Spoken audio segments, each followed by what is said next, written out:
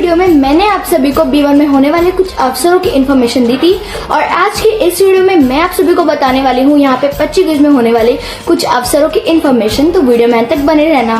जय माताजी, जय गुजराती देवी पूजक समाज।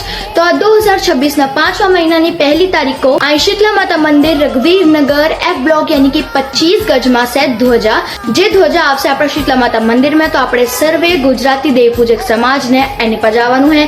માતાજીની ધ્વજાને લઈને આપણે शीतला માતાના મંદિર જાશું અને એના હારે હારે 2026 ના 5મા મહિનાની 13 તારીખ को છે ધ્વજા યાત્રા। એ બહુ જ મોટો દિન છે આપણા પૂરા સર્વે ગુજરાતી સમાજ लिए। तो આપણે બધા અમને ई शोभा यात्रा में ध्वजा दर्शन करवू से આપણે માતાજીનો આશીર્વાદ લેવાનો છે।